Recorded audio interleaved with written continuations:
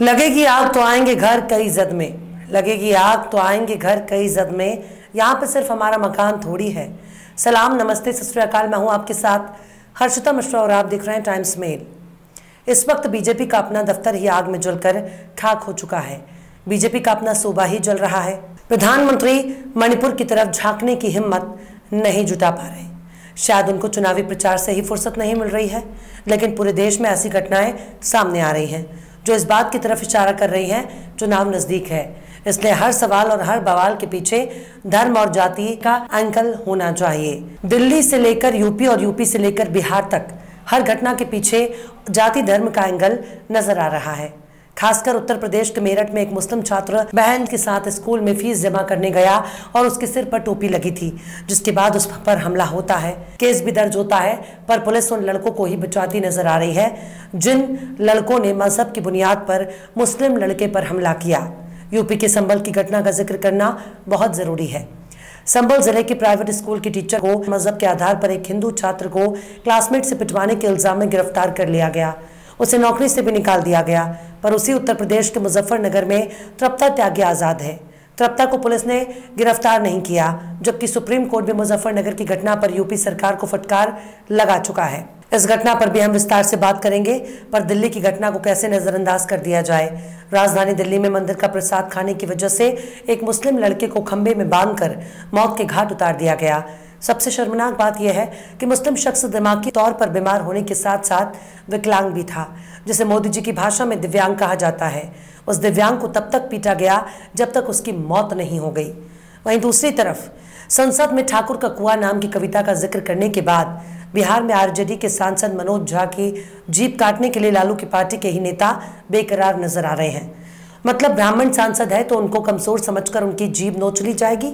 पर जिन नेताओं को ठाकुर का मतलब भी नहीं मालूम, वो क्या मनोज झा की जीभ काटने की औकात रखते हैं, वो भी उस बिहार में जहां लालू यादव और नीतीश कुमार की सरकार कायम हो। पर ठाकुर विवाद पर भी हम विस्तार से बात करेंगे, क्योंकि मणिपुर ने बीजेपी के दफ्तर को खंडहर में तब्दील कर दिया है। बीजेपी के दफ्तर को ही इस बार मणिपुर में स्वाहा कर दिया गया। पर पूरे देश में घूम घूम कर बीजेपी का प्रचार करने वाले हमारे मोदी जी बीजेपी राज्य मणिपुर की तरफ देखना तो दूर की बात है, मणिपुर का मां बोलने में भी कोसों दूर भाग रहे हैं। मतलब जो प्रधानमंत्री रूस यूक्रेन की जंग को रोक सकते हैं, वो अपने इलाके की आग को नहीं बुझा सकते, या फिर वो मणिपुर के आग को बुझाना ही नहीं चाहते। इन तमाम मुद्दों पर हम विस्तार से रोशनी डालेंगे, पर हर बार की तरह इस बार भी आप लोगों से गुजारिश है कि वीडियो को पूरा देखें, शुरू से लेकर आखिर तक हमारे साथ बने रहें। अगर आप हमारे चैनल पर नए हैं और पहली बार हमारी वीडियो को देख रहे हैं तो YouTube पर हमारे चैनल को सब्सक्राइब कर लें। आधा अधूरा काम बिल्कुल भी ना करें और घंटी वाला बटन भी ज़रूर से दबा दें। अगर आप हमें फेसबुक पर देख रहे हैं तो फेसबुक पेज को लाइक कर और फॉलो कर लें, और अगर आप हमें इंस्टाग्राम पर देख रहे हैं तो इंस्टाग्राम को लाइक और फॉलो ज़रूर करें। लौटते हैं आप खबर की तरफ। मणिपुर में एक बार फिर से हालात बिगड़ते जा रहे हैं। मैतेई और कुकी समुदाय के बीच हिंसा थमने का नाम नहीं ले रही। एक तरफ पहाड़ी इलाकों में AFSPA को 6 महीने के लिए बढ़ा दिया गया, तो वहीं अब बीजेपी दफ्तर को अग्निदेव के हवाले कर दिया गया। मतलब भाजपा दफ्तर आग में धो धो कर जल रहा है। अफसोस, बीजेपी की सरकार अपने ही दफ्तर को बचाने में नाकाम है। जुमेरात को गुस्साए भीड़ ने थौबल जिले में बीजेपी मंडल कार्यालय को आग लगा देती है। पर यह पहली बार नहीं चलाया गया, बल्कि इससे पहले जून में थौबल जिले में 3 बीजेपी दफ्तरों में जमकर तोड़फोड़ हो चुकी है। माना जा रहा है कि बीते 6 जुलाई से लापता 2 छात्रों की हत्या के विरोध में बुधवार को स्थानीय लोगों ने प्रदर्शन किया। इस बीच स्थानीय प्रदर्शनकारियों और रैपिड एक्शन फोर्स के बीच मंगलवार रात को झड़प भी हुई। घटना में 45 लोग जख्मी हो गए, जिनमें ज्यादातर छात्र हैं। दोनों छात्रों की हत्या के मामले की जांच CBI को सौंप दी गई है। वहीं अब बात करते हैं देश की राजधानी दिल्ली की। राजधानी दिल्ली के सुंदर नगरी इलाके में मंगलवार शाम को एक मंदिर में प्रसाद खाने के इल्जाम में मुस्लिम समुदाय के एक दिव्यांग शख्स को मॉब लिंचिंग की गई। उसे पीट कर हत्या किए जाने के बाद पुलिस ने कई लोगों को हिरासत में लिया। मोहम्मद इसार नाम के दिव्यांग शख्स को एक खंबे से बांध दिया गया और उसकी बेरहमी से पिटाई की गई। वहीं इंडिया टुडे आज तक के मुताबिक ये मरने वाला शख्स धार्मिक कार्यक्रम में शामिल होने पहुंचा था। वहां प्रसाद उठाकर खा लिया। इससे नाराज लोगों ने उसे खंबे से बांध दिया और मारपीट की, जिससे उसकी जान चली गई। पुलिस का कहना है कि CCTV फुटेज की जांच की जा रही है। वहीं अब बात उत्तर प्रदेश की करते हैं। उत्तर प्रदेश के मेरठ जिले में एक कॉलेज के अंदर मुस्लिम शख्स पर हमला किया गया। पुलिस ने केस दर्ज कर लिया। पुलिस ने सीसीटीवी का वीडियो वायरल होने के बाद इस घटना में किसी भी धार्मिक एंगल के दावे को नकार दिया। लेकिन अब पीड़ित लड़के साहिल के पिता ने मीडिया से बातचीत करते हुए इल्जाम लगाया कि उन्होंने जो लिखित शिकायत लिखी थी वो एफआईआर में नहीं आया। उनका कहना है कि उन्होंने 3 बार अपनी शिकायत लिखी पर बार बार पुलिस वाले उसे बदलवाते रहे। 3 बार वो तहरीर फाड़ चुके थे, फिर चौथी बार हमने तहरीर लिखी और वो उन्होंने रख ली। जबकि पीड़ित लड़के ने कहा है कि उसकी टोपी और मजहब के आधार पर उसके खिलाफ लड़कों ने कमेंट किया और उसके बाद ही विवाद शुरू हुआ। इस मामले में न्यूज वेबसाइट द क्विंट से बात करते हुए पुलिस ने कहा है कि पीड़ित ने अपने बयान में बताया है कि टोपी को लेकर उसके ऊपर टिप्पणी की गई थी। मौके की और सीसीटीवी फुटेज हम लोग खंगाल रहे हैं और साक्ष्य संकलन की कार्रवाई चल रही है। टोपी वाली टिप्पणी से संबंधित अगर साक्ष्य हमें जांच में मिलते हैं तो धारा 298 की बढ़ोतरी की जाएगी। वहीं अब बात संभल जिले की, जहां एक महिला स्कूल टीचर को सांप्रदायिक नफरत फैलाने के आरोप में गिरफ्तार किया गया। इल्जाम है कि सवाल का जवाब नहीं देने पर टीचर ने मुस्लिम छात्र को एक हिंदू क्लासमेट को थप्पड़ मारने का आदेश दिया। पुलिस अब स्कूल टीचर को गिरफ्तार कर लिया। एडिशनल एसपी शिरीष चंद्रा ने बताया कि हिंदू लड़के के पिता की शिकायत के आधार पर टीचर शाइस्ता पर आईपीसी की धारा 153 और धारा 323 के तहत मामला दर्ज किया गया। लड़के के पिता ने आरोप लगाया कि उनका बेटा स्कूल में 5वीं कक्षा का छात्र है, जहां उसकी क्लास टीचर ने एक मुस्लिम छात्र से उसे थप्पड़ मरवाया क्योंकि वो उसके पूछे गए सवाल का जवाब नहीं दे सका था। अपनी शिकायत में पिता ने कहा कि इससे उनके बेटे की धार्मिक भावनाएं आहत हुई हैं। एडिशनल एसपी चंद्रा ने कहा कि मामले की जांच की जा रही है।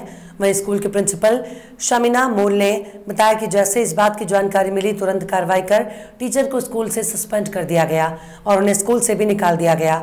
अब मुजफ्फरनगर की तृप्ता त्यागी के बारे में आपका क्या ख्याल है? क्या उनको गिरफ्तार नहीं किया जाना चाहिए? मामला ठीक एक दूसरे से मिलता जुलता है, पर एक टीचर आज़ाद है और दूसरी गिरफ्तार। खैर, बात करते हैं बिहार की, जहां आरजेडी सांसद मनोज झा के जरिए ओम प्रकाश वाल्मीकि की कविता ठाकुर का कुआं पड़े जाने के बाद से हड़कंप मचा हुआ है। अब प्रोफेसर मनोज झा अपनी पार्टी के उन लोगों के निशाने पर आ गए हैं जो खुद को ठाकुर के कुआं कविता से जोड़कर देख रहे हैं। उनकी अपनी ही पार्टी में कुछ लोगों ने इस कविता की वजह से उन्हें निशाने पर लिया। जीप काटने तक धमकी दी जा रही है। तो वहीं बचाव में आरजेडी प्रमुख लालू प्रसाद यादव को उतरना पड़ा है। जेडीयू ने इस विवाद का ठीकरा बीजेपी पर फोड़ा। पर सवाल है कि जब पार्टी आपकी और एक कविता के पीछे विवाद खड़ा करने वाले नेता आपके, तो फिर बीजेपी कैसे जिम्मेदार हो गई? वहीं बीजेपी के कुछ नेताओं भी मनोज झा पर निशाना साधा और उनकी माफी की मांग की है। बीते 21 सितंबर को राज्यसभा में प्रोफेसर मनोज झा ने अपने भाषण के दौरान ओम प्रकाश वाल्मीकि पढ़ी थी। मनोज झा ने इस कविता के बारे में पहले ही कह दिया था कि इसमें जो प्रतीक है वो किसी जाति विशेष के लिए नहीं है, क्योंकि हम सबके अंदर एक ठाकुर है जो न्यायालयों में बैठा हुआ है, विश्वविद्यालयों में बैठा हुआ है, संसद की दहलीज को वो चेक करता है। तो कविता कुछ यूं है: चूल्हा मिट्टी का, मिट्टी तालाब की, तालाब ठाकुर का, भूख रोटी की, रोटी बाजरे की, बाजरा खेत का, खेत ठाकुर का, बैल ठाकुर का, हल ठाकुर का, हल की मूठ पर हथेली अपनी, फसल ठाकुर की, कुआं ठाकुर का, पानी ठाकुर का, खेत खलिहान ठाकुर का, गली मोहल्ले ठाकुर के, फिर अपना क्या, गांव शहर देश। मनोज झा ने सदन में कहा था, मैं फिर से क्लैरिफाई करता हूं, वो ठाकुर मैं भी हूं। वो ठाकुर संसद में है, वो ठाकुर विश्वविद्यालयों में है, वो ठाकुर विधायिका को कंट्रोल करता है। इस ठाकुर को मारो जो हमारे अंदर है। जय हिंद। लेकिन इस कविता को सुनने के बाद लालू की पार्टी के बाहुबली नेता आनंद मोहन और उनके विधायक बेटे चेतन आनंद के भीतर बैठा ठाकुर जोश मारने लगा। उन्होंने इसे ठाकुरों का अपमान घोषित कर दिया। मतलब एक कविता का भाव बाहुबली और उसके बेटे को समझ में नहीं आया। आनंद मोहन ने यहाँ तक कहा कि अगर वो राज्यसभा में होते तो जीप खींचकर आसन की ओर उछाल देते, जीप खींचकर आसन की ओर उछाल देते। चेतन आनंद ने कहा कि वो ब्राह्मण है, इसलिए उन्होंने ब्राह्मणों के खिलाफ कविता नहीं पढ़ी। हालांकि लालू यादव ने मनोज झा के बचाव में कहा कि मनोज झा बहुत विद्वान आदमी है। ठाकुरों के खिलाफ उन्होंने कुछ नहीं कहा। राजपूतों के खिलाफ मनोज झा ने बयानबाजी नहीं की। उन्होंने कहा कि जो सज्जन लगातार प्रतिक्रिया दे रहे हैं उनको संयम बरतना चाहिए, बयानबाजी से परहेज करना चाहिए। लालू यादव ने कहा कि मनोज झा ने किसी भी समाज का अपमान नहीं किया। बहरहाल चलते चलते आखिर में राहत इंदौरी ने भी क्या खूब फरमाया है, जो आज साहिब मसनद है कल नहीं होंगे, जो आज साहिब मसनद है कल नहीं होंगे, किराएदार है जाती मकान थोड़ी है। फिलहाल इस वीडियो में बस इतना ही। ये वीडियो आपको कैसा लगा कमेंट बॉक्स में ज़रूर बताइएगा। वीडियो पसंद आए तो लाइक करें। हमारे वीडियो लिंक को फेसबुक, ट्विटर, व्हाट्सएप पर अपने रिश्तेदार, यार दोस्तों को भी शेयर करें और बेबाक, निष्पक्ष, स्वतंत्र पत्रकारिता को सपोर्ट करने के लिए आप हमारे चैनल टाइम्स मिल को ज़रूर से सब्सक्राइब करें और हाँ, बेल आइकन की घंटी वाली बटन भी आप ज़रूर से दबा दें ताकि आपको हमारे आने वाले नए वीडियो की नोटिफिकेशन फ़ौरन मिल जाए। फिर मिलते हैं किसी और वीडियो में एक नई खबर के साथ। हर्षिता मिश्रा को दीजिए इजाज़त। जय हिंद। तो देख लिया आपने हमारे इस वीडियो को। हमें उम्मीद है कि आपने हमारे वीडियो को लाइक किया होगा और दूसरों को भी शेयर किया होगा। अगर अभी तक आपने हमारे चैनल टाइम्स मेल को सब्सक्राइब नहीं किया है तो जल्दी से सब्सक्राइब कर दें और बेल आइकन भी प्रेस कर दें।